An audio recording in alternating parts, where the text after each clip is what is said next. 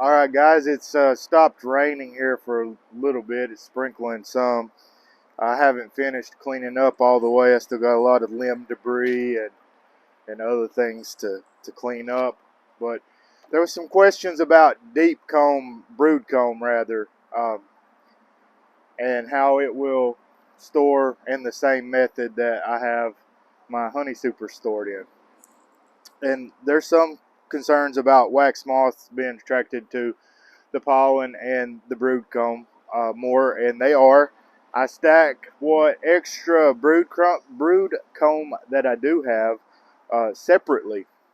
I would like to have a lot more stacked here, but when I have extra and it's not on the bees, it's stacked out in the same way. So I'm going to not just tell you that it works, I'm going to show you. So we won't get down in the top box, we'll get deep down in here.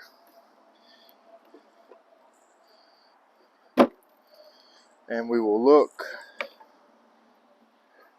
at what we got going on here. So what pollen and other stuff, you do get a little mice debris. They are more attracted and they will sometimes chew out the pollen, but here is a brood comb. All these are brood combs.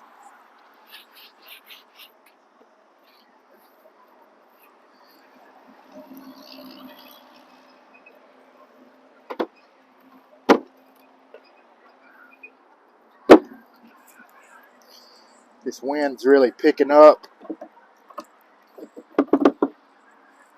So from the bees robbing and cleaning up, you do get some chewed up wax bits and pieces. Again, these are old combs.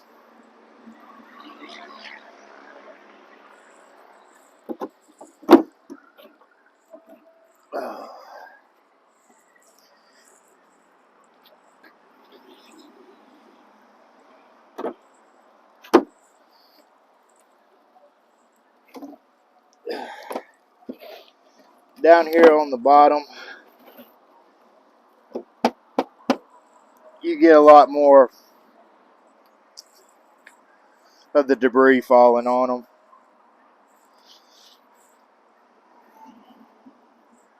But good shape.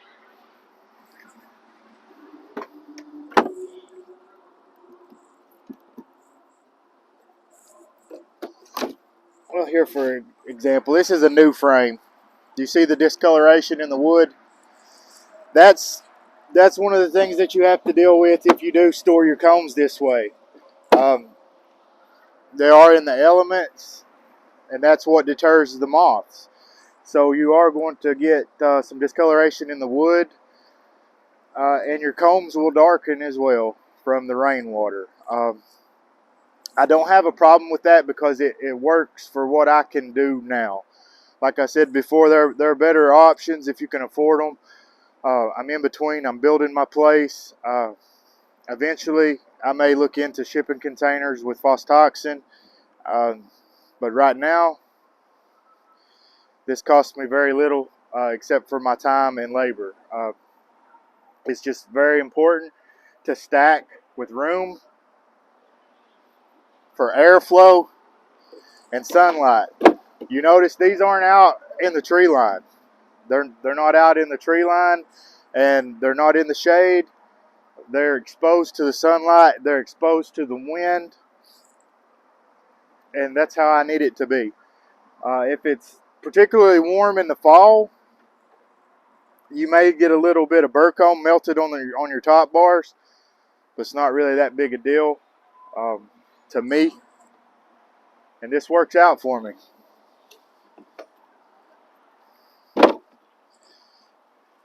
So brood combs can be done the same way, effectively and safely. I've done it for years. As long as you observe those principles of sunlight and air. Rodents are attracted more to it. You can see where some have got after that pollen somewhat. Barn cat really helps out. I'm trying to attract some owls to my property as well. I'm not a completely natural person, but if I can take a natural approach to something and have it work out for me, I definitely will do that.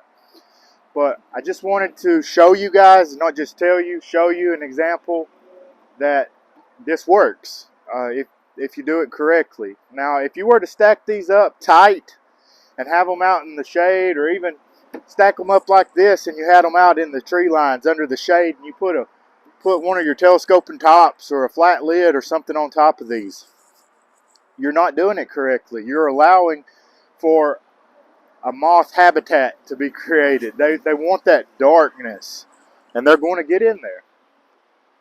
So there are some trade-offs, like I said.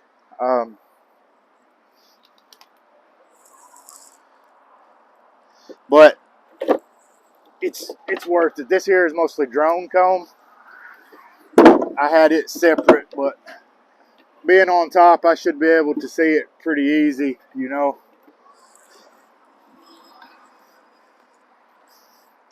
But you can see here.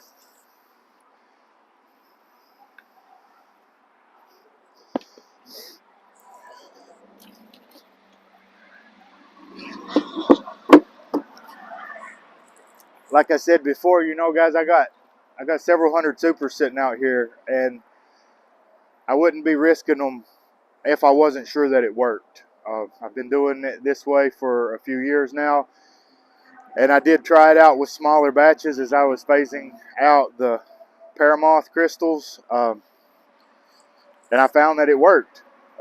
Same principle as your dead outs in the field. Just setting them out exposed to the wind and the sun, and it makes an inhospitable environment for those pests. So give it a try if you want, but this is an example that it can work for you if you do it the correct way. And I'll catch you guys later. Thank you.